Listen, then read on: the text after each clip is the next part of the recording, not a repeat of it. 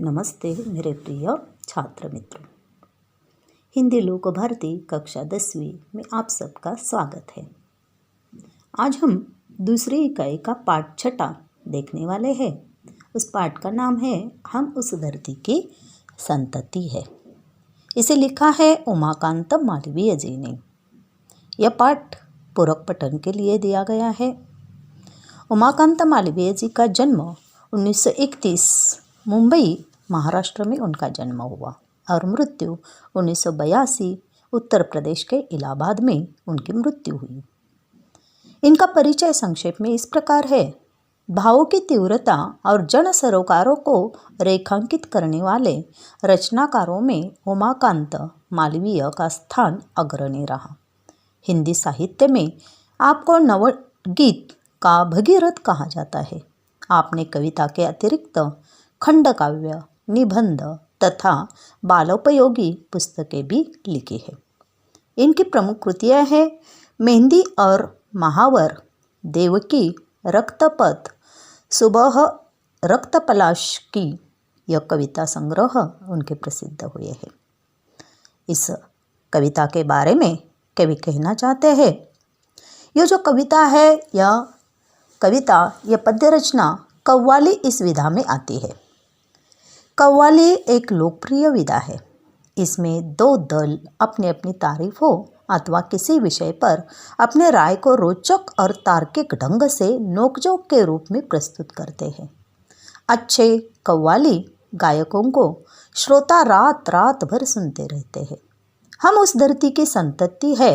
इस कव्वाली में भी दो दल है। एक दल है लड़कों का और दूसरा दल है लड़कियों का।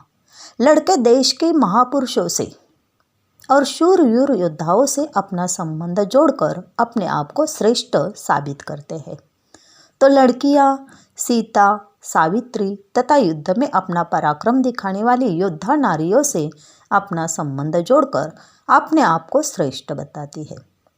पर बाद में दोनों दलों को एहसास होता है कि उन्हें इस झगड़े से कोई लाभ नहीं है। स्त्री पुरुष दोनों भारत माता के रथ के दो पहिए हैं और ये दोनों देश के लिए, देश की प्रगति के लिए आवश्यक है।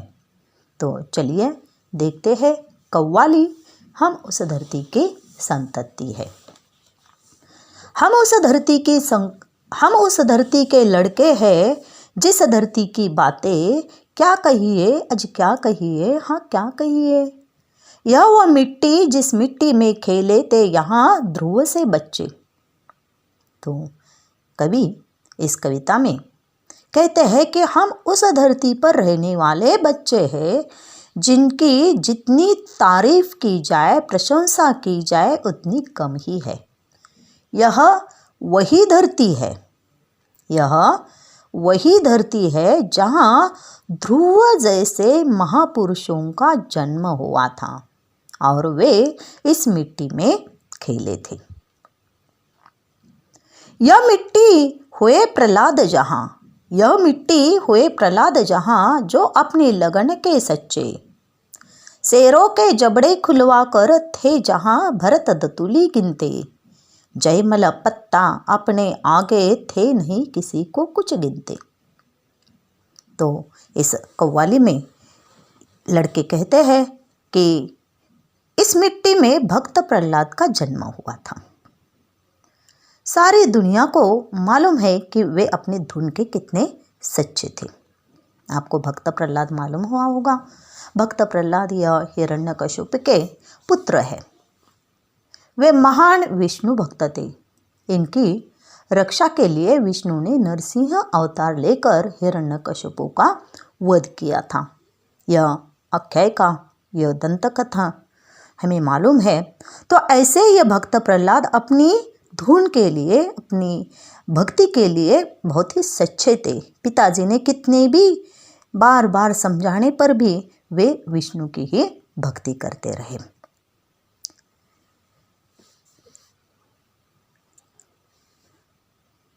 शेरों के जबड़े खुलवा कर थे जहाँ भरत दतुली गिनते। यहाँ भरत जी का भी जन्म हुआ है। यह भरत दुष्यंत और शकुंतला के पुत्र है। और इनके नाम से ही अपने देश का नाम भारत पड़ा है। ये इतने शूरवीर थे कि वे शेरों के जबड़े खुलवाकर उसके दांत तक गिनते थे। इनकी शूरता की कथा ऐसी है कि वे शेरों से भी नहीं घबराते थे। उसके जबड़ा खुलवाकर वे क्या करते थे, उसके दांत गिना करते थे। जयमल पत्ता अपने आगे थे नहीं किसी को कुछ गिनते। जयमल पत्ता यह भी एक शूरवीर योद्धा है और यह जयमल पत्ता जो है वे क्या करते हैं, वे शूरता के लिए बहुत ही प्रसिद्ध है।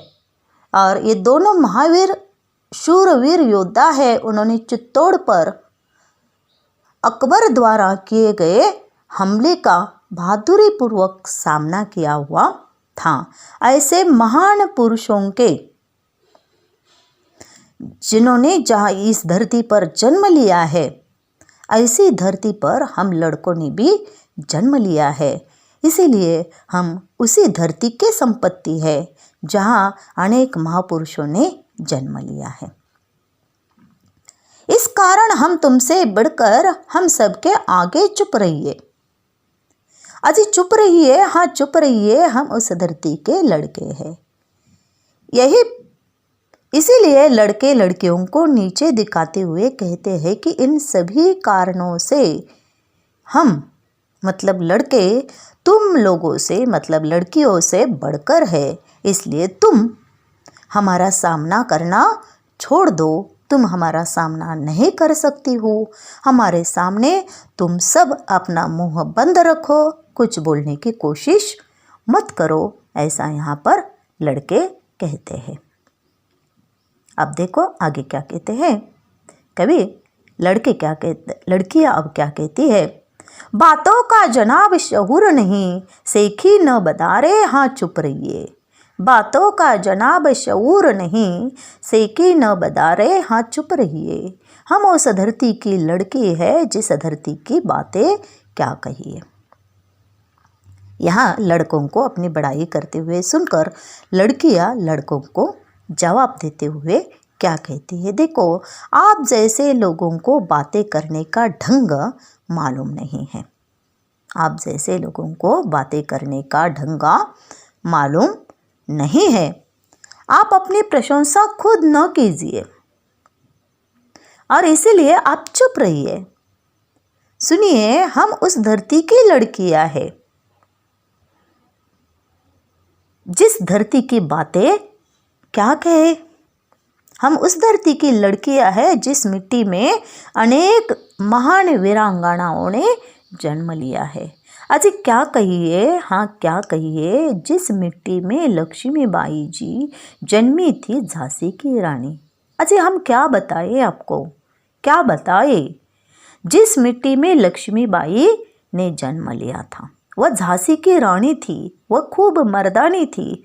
उसने लड़ाई की अंग्रेजों के आगे, वह वीरांगना लड़ती रही। यह बात यहाँ पर कहते हैं। ऐसे देश में हमने जन्म लिया है। रजिया सुल्ताना दुर्गावती जो खूब लड़ी थी मर्दानी। यह रजिया सुल्ताना जो है वह है दिल्ली के सुल्तान अल्तमश की बेटी है। अल्तमश ने रजिया सुल्ताना को अपने उत्तराधिकारी के रूप में नियुक्त किया था। वह सेना का नेतृत्व स्वयं करती थी। दुर्गावती रानी यह भारत की वीरांगना है। उनका जन्म प्रसिद्ध चंदेल राजा कीरत राय के परिवार में हुआ था। वे गोंडवाना राज्य की रानी थी जो खूब लड़ी थी मर्दानी। ये सारी मर्दानी स्त्रियां खूब लड़ी थी। जन्मी थी बीबी चांद जहां, पद्मिनी के जौहर की जाला। जिस धरती में चांद बीबी जन्मी थी। चांद बीबी यह अहमदनगर के राज परिवार की एक गुणी स्त्री है। मुगलों ने निजाम शाह की राजधानी अहमदनगर पर आक्रमण किया था तो चांद बीबी ने बड़ी बहादुरी से किले पर उनका सामना किया था। पर होता यह है कि सरदारों के षड्यंत्र के कारण वो मारी जाती है।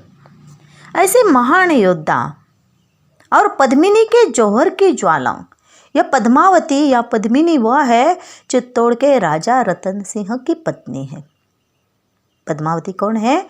चित्तौड़ के राजा रतन सिंह की पत्नी है। अपनी सुंदरता के लिए वह बहुत ही विख्यात होती है।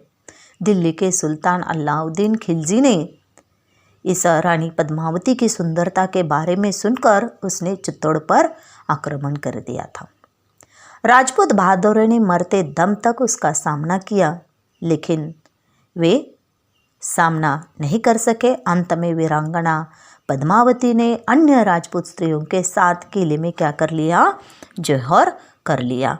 जौहर का अर्थ है जलती ज्वाला में अपने आप को डाल देना या समर्पित करना, आहुति देना। यह जौहर प्रथा होती है।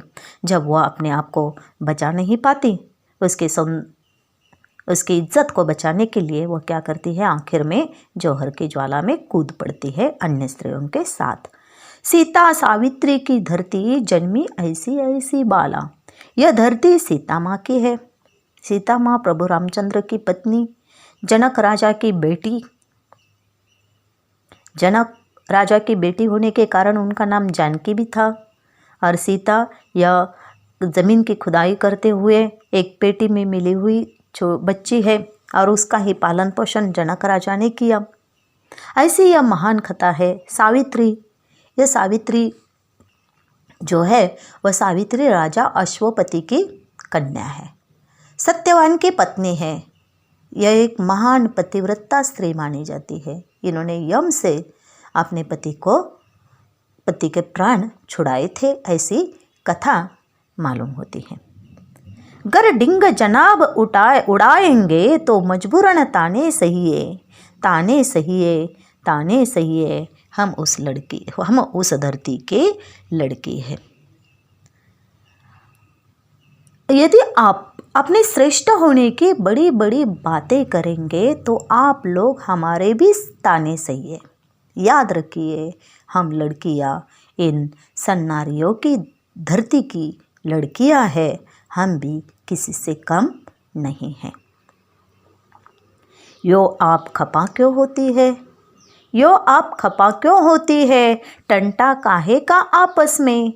हमसे तुम या तुमसे हम, बढ़ चढ़ कर क्या रखा है इसमें? झगड़े से कुछ हासिल होगा, रख देंगे बातें सुलझा के।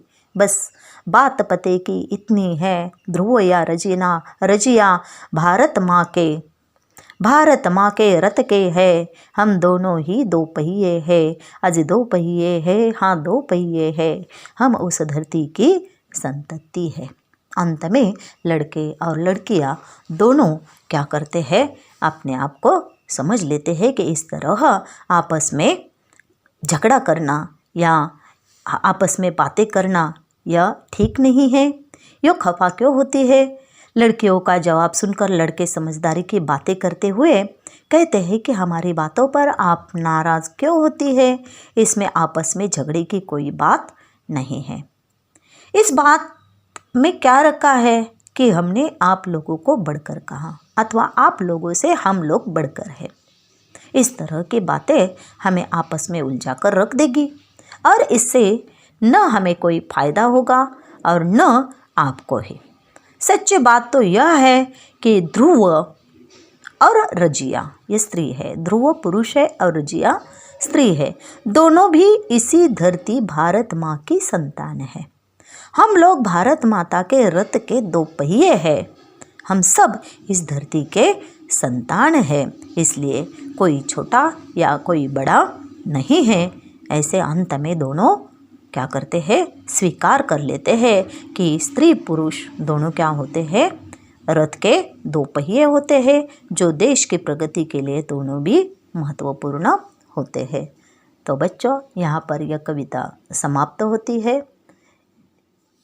धन्यवाद।